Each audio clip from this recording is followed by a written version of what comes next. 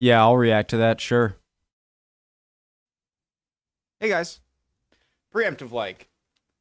Wales. Visit Wales. 10 things that shock tourists. Walter's World. Great channel. Hope you guys are doing well. My name's Connor if you're new. Let's get started. Travelers, Mark here with Walter's World, and today we're here in Wales for 10 Hey there, fellow travelers. Mark here with Walter's World, and today we're here in Wales for 10 things that shock tourists when they come here to Wales. And the first thing that shocks tourists when they come here is Welsh. Yes, the Welsh language. I know when you think, oh, I'm going to Britain. Language. Go. There's England, Scotland, Wales. Yeah, they all speak English. Yeah, they speak English here in Wales, but they also speak Welsh. Like, a lot of people will speak it as their first language, actually. Archio. And when you see it, the shock is... What? Yeah. Chiwetti Tullo Ardengos. Is your mind going, how do I put those letters together? Where'd the vowels go? Like, it is funny because you'll see tourists when they're at the sites, right? I mean, I do the same thing. And you're trying to figure out, it's like, no, I'm going to figure out how to say this word. And you're like, I'll figure out the country's name. There you're it like, is. Okay, Wales. Lenfer Pilwiggle. Go Gary Cher. Siruma? No. Kumna? You're like, you just gotta like try to figure out how to say things when you're here. It is really tough, and you'll see it all over the place. All the signs are in English and Welsh, so you'll be fine if you don't speak Welsh. But it is kind of funny when you see it. And you're like, dude, I have no idea what they are saying here. Okay. Now the thing that's nice though is if you kind of figure out the phonetic way of saying things, it actually kind of makes sense. Like all the vowels that seem to drop off, you're like, oh, I guess I don't really use that vowel anyway. So it kind of makes sense when I say it out loud to myself. But just know, as a tourist, you're not going to know any Welsh. You don't need to know the Welsh. It's okay. You might want to know a few words to like be helpful, and I'll put some up here to help out. But overall, just know Welsh will shock you when you are here. But it is one of those things that it's nice when you try, and when it's here, they're like, oh, look at that cute tourist just trying to do Welsh. Oh, we all speak English here. You're fine. But it is kind of a funny thing. Now, the second thing that's going to shock you as a tourist when you come here to Wales is the amount of castles and castle ruins that are here in Wales. Now, you know there's Cardiff Castle and Caerphilly Castle. Those are kind of the more popular ones people visit as tourists because, oh, you go to Cardiff, the capital, and you go see the closest big castle from there. Caerphilly, you have that. But honestly, look at a tourism map of Wales. You will see maps all over the country. And the thing is for me, actually, I think some of the ruins are much more impressive than some of the upkept castles. So when you are driving around the country, just know that you're going to take a little... I was going to say that's nice dirt, but it is. It looks nice, doesn't it? In like a similar way, grass is nice. This is nice. Look at that. The upkept castles. So when you are driving around the country, just know that you're going to take a little detour every so often to hop off, see a castle ruin here or there, or a castle or something like that, to enjoy it for an hour or two, and then get back on the road. And the thing is, what you'll see is when you go to these castles, it doesn't always have the same entrance exit kind of thing, or you might not be able to get right back on the highway or the main road as where you came in, okay? And that, so do have a heads up for that, because you might need to go a few miles this way to come back a few miles that way. And that kind of leads into the third thing that shocks you when you come to Wales is the driving and the little tiny lanes that you'll be driving on when you're here. Look, you're going to take the M4 into Wales, okay? You have that. But to really, and you can go to Cardiff and stuff, but if you really want to explore Wales, you got to have your own car, and you're going to explore out, and you're going to go down these tiny, tiny lanes. Like, it looks like it only fits one car. And like some people, you know, say you pull over, but on some roads that you see, where do you pull over to? It's like giant hedge. I love the hedges, by the way. I'm not saying that this should like it. I'm not saying it's a bad thing. It's a great thing. It's just, how do you... But you know what? There's going to be cars going both ways, and that can be a little shocking, a little nerve-wracking with those... Just like this, exactly. Hedgerows really up high, and you're like, oh my god, what am I going to do? Someone's coming, what do I do? You pull off into the hedge, there's usually a little, like, not a ditch, but like little bump out. You kind of pull in there so they can go by, or they'll flash you to come, and they'll pull off to the side. It's okay, but I will tell you, you are going to be going on a lot of back roads, so make sure if you're going to be driving here, get the GPS, all right? It is a lifesaver because Believe me, when you see the roads here, you will understand. And if it wasn't just the roads you have to watch out for, what you have to realize is when you're going to be driving here, it may say, oh, it's only 50 miles away. And you think, oh, that's an hour drive. No, no, no. Think that is like a 2-hour drive because you have all the hills and all the tiny roads and stuff like that. Also, Wales is really popular for bikers, like people on bikes going around. So you might need to watch out for that too. So just have a heads up, okay? And when you're driving, there's probably got to be one thing that might make it even more complicated. And that's the fourth thing that's going to shock you when you come here, the rain. Now, it's not raining right now. It was raining before, and yesterday was a beautiful day, and I don't want you to think it rains all the time in Wales, but how people talk about Wales online and how people talk about Wales in tourism and stuff like that, you would think, and I know Jocelyn mentioned this, she goes, you know, we're driving over the bridge into Wales, and she's like, you know, as much as people say it rains in Wales, I kind of expected one of those cartoon sheets of rain to be starting right at the line between England and Wales, so when you come in, it just starts pouring down rain. Look, it does rain a lot here. Like we have 90% chance, 90% chance, 100% chance of rain the next 3 days. But the thing is, it doesn't rain all the time. Never really understood the percent chances. Like like it's 90% raining, or there's a 90% chance that it's going to rain. But I heard that's not the case. What it is, it's something else. It could be misty or a little bit of raining, stuff like that. It's okay.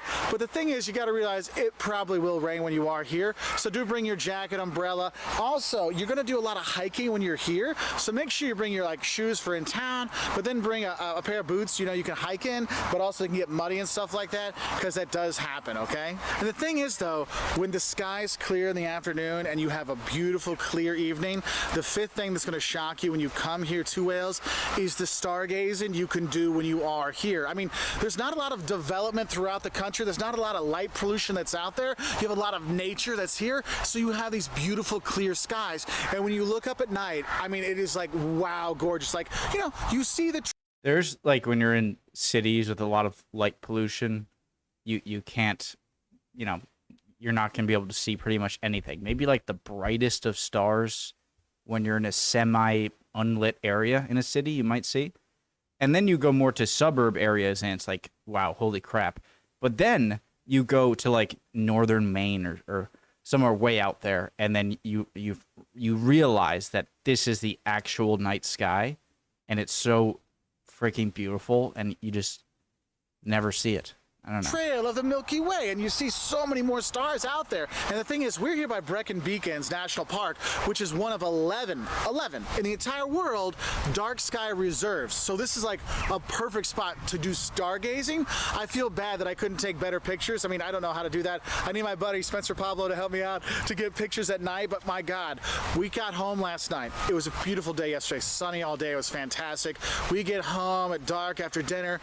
We're just pulling our little driveway, get out of the car, say, kids, look up. And we look up and we're like, oh wow.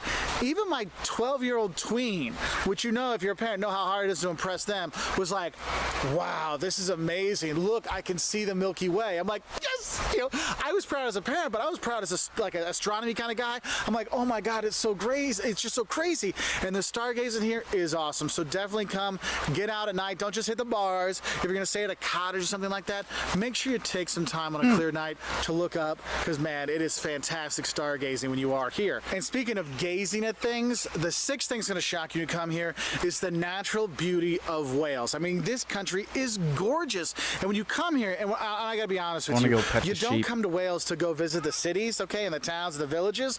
Yeah, there's some cute towns and stuff like that you can see, but what you really come to Wales for is the outdoor adventure kind of stuff, the natural beauty kind of stuff, going hiking and stuff like that, going, you know, if you want to go kayaking, if you want to go cycling around, if you want to, you can go, climb some mountains and some peaks and stuff like that. It's really kind of a cool thing, and it's for all ages. I know today, we, as a family, just wandered through Brecon Beacons, wandered around where our cottage was. It's really very much of a nature lovers kind of country. So maybe you want to go up to the north and go to Snowdonia National Park and see the peaks there and hike there. It's gorgeous. Have a little, go do more of your adventure traveling kind of stuff there. Here at Brecon Beacons with the hiking and stuff like that. They have these little, you can take the little trains up Also, a lot of like cool little trains around Wales to check out for kind of tourism stuff, but also to get places, which is nice.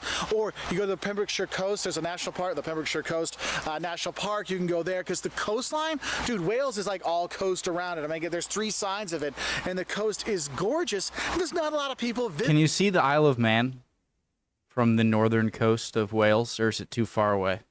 And that's Can you see Ireland from the western coast? another thing that's kind of shocking. As beautiful as this place is for nature, you don't get a ton of tourists coming here, so you get a nice like on your own kind of feel when you are here. So there is that. But if you are more of a city person and you're not a big nature person, basically what I would say is go check out Cardiff. Cardiff actually is a really cool city. I know the first time I went there I was impressed by it. Every time I've gone since I've been impressed by it. I'm like, man, this is a good city because there's some museums to check out. You got some good nightlife and bars and restaurants. I had a really good time when I visited there in my 20s. I mean, it was a really fun place.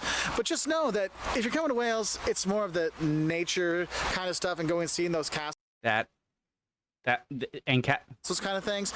Say no more. That I don't need your nightlife, okay? I don't want to sound too boring, okay?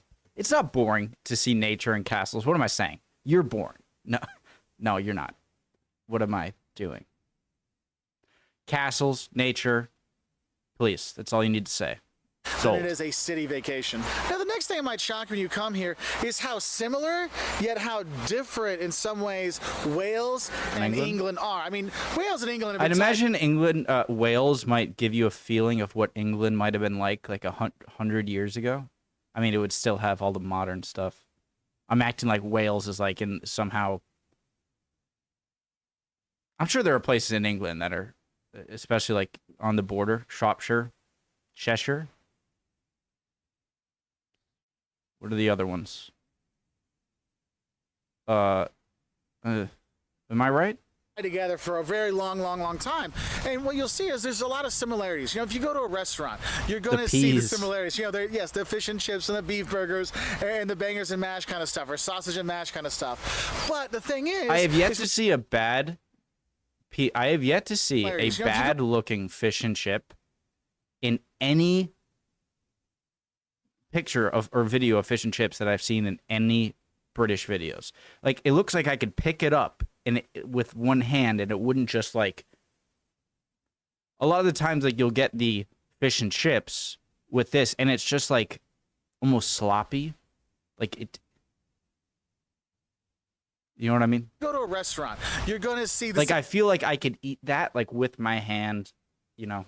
Not that I would, but similarities. You know, yes, the fish and chips and the beef burgers and the bangers and mash kind of stuff, or sausage and mash kind of stuff. But the thing is when you're here, you also get some of the Welsh culture. Yes, there is the language, like I talked about, the people, the food. You know, yes, it's more than just Welsh cakes. Okay, Welsh cakes. Think of a scone smashed down into a tiny pancake form, really dense. Actually, pretty good though. Or maybe you want to go have, you want to have lava bread, and lava bread sadly is not made out of lava or bread. It's actually made out of seaweed. Lamb and leeks. Is leeks salmon, or is that lox? Okay, you have some stuff that's very much Mussels. Welsh. Delicious. And when you come here, you do have a different vibe. You know, it's like when you go from England into Scotland, you have a different vibe because it is a different country. Taste. Okay, so do have that there. Though you don't have the stamp that says you went to a new country, you do have that vibe when you are here. For real though, mussels. Ooh, beef stew. For real though, mussels. My favorite by far. Mollusk, is that the thing? Shellfish?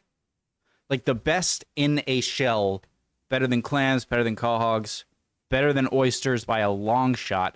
Oysters? It's like when you go from England into Scotland. Oysters are like... You have a different vibe. I'm not going to say it. It's like if you put snot in seawater and then scooped it up and put it in a shell and said, here you go.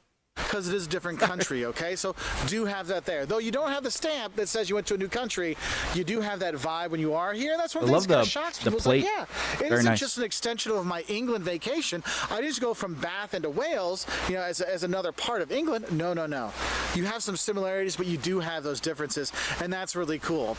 And I guess the next thing I want to talk about for a shock for you is with that England-Wales thing is when you look up and you search things online about Wales, you'll be shocked how little there is on Wales for tourists, but also how much the English really rip on the Welsh. I mean, it's kind of like their like de facto joke for my simpleton kind of friend, ha ha ha joke. Kind of like in the U.S. people make fun of Southerners kind of stuff. You see that a lot with the English when they talk about Wales, which is kind of sad because the place is actually really nice to go to.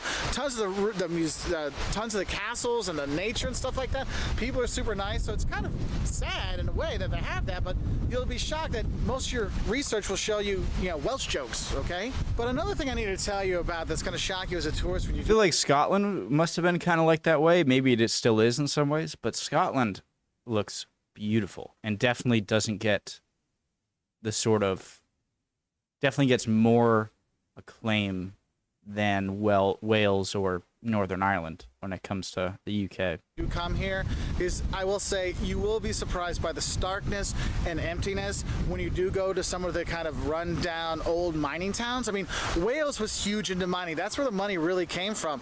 And when they stopped doing the mining, those towns really suffered. So when you go to those towns, sometimes it feels like a ghost town in some of them. Now, there's been redevelopment in a lot of places and people moved around the country and stuff, but you do kind of see that. And as a tourist, you come through this beautiful, beautiful countryside, and then you see this kind of rundown village here or there that happens because the mines closed down and stuff like that. Now, there's been a lot of gentrification or beautification of these places too, but it is kind of one of those things you see and you're like, wow, I'm shocked, but I can see where the mining industry really had a boom, but then you can also see where the bust happened as well.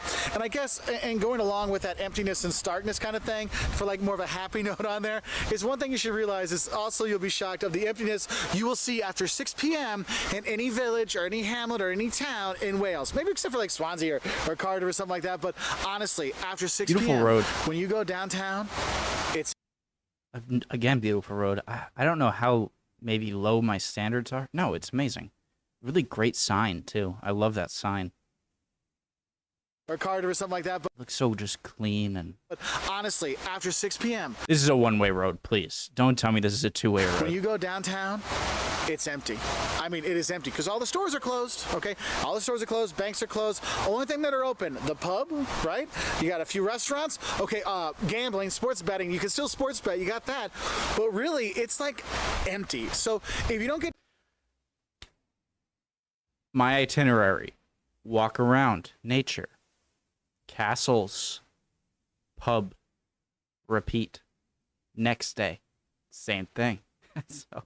one of the mining towns that kind of goes... I would like to get out of my comfort box. Maybe go into a more crowded area. You could just go to any village you go to after 6 o'clock and you'll feel like you're in a ghost town, all right?